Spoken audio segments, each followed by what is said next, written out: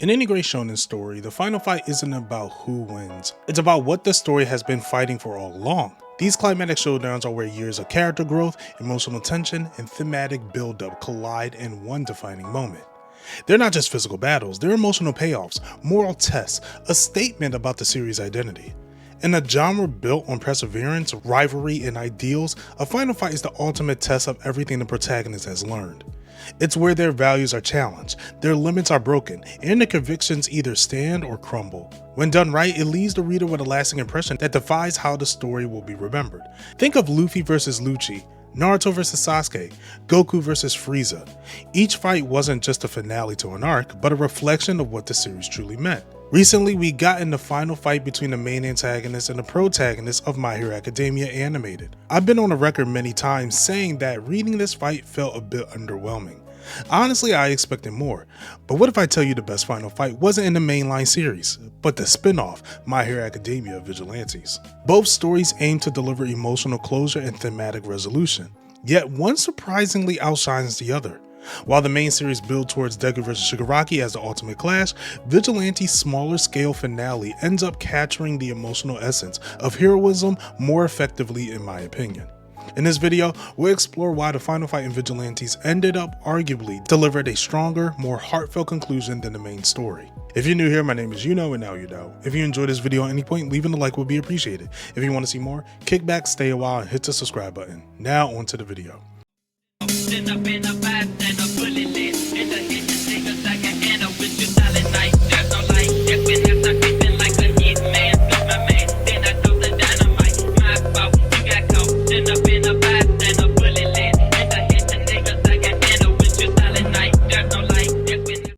The difference begins with emotion.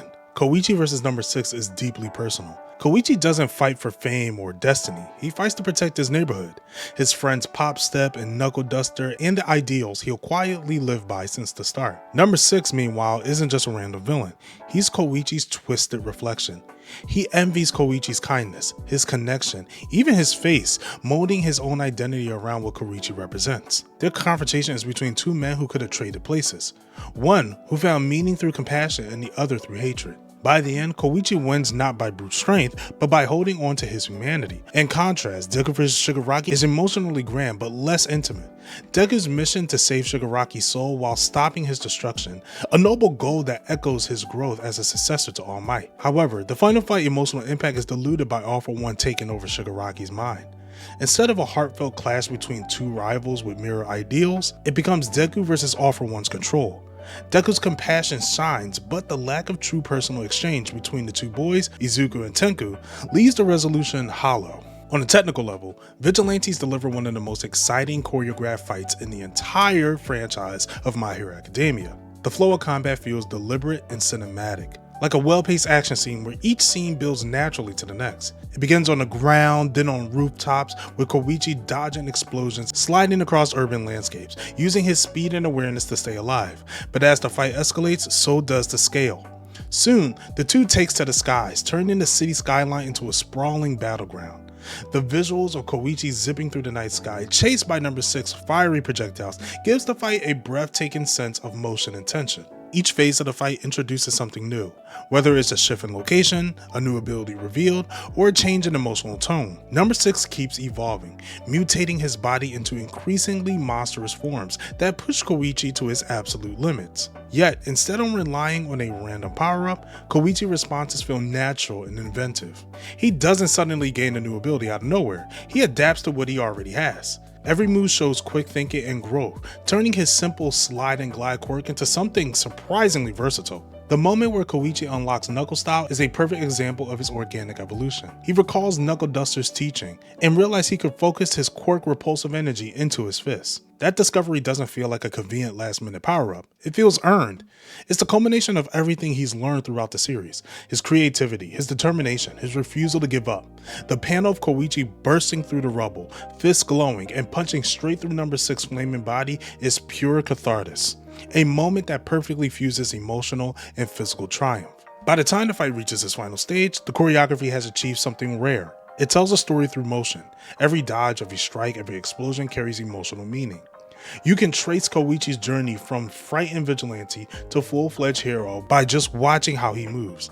The pacing, the tension, the visual storytelling makes it one of the most complete and satisfying final battles in modern shonen manga, a masterclass in how to make action feel both thrilling and meaningful.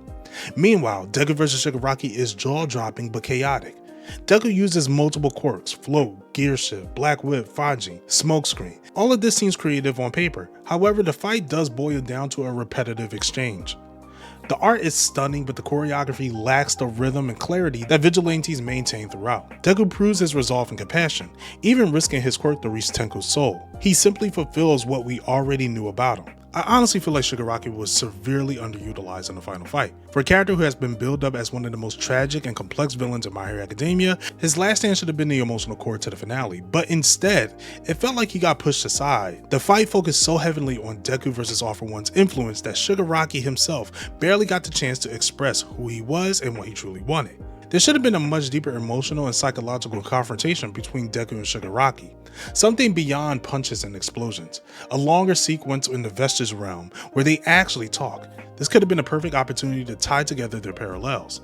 Imagine if Deku and Shigaraki, two boys shaped by completely different environments, finally had an honest conversation about what hero society did to them, about the pain, about the meaning of saving someone who's already fallen too far.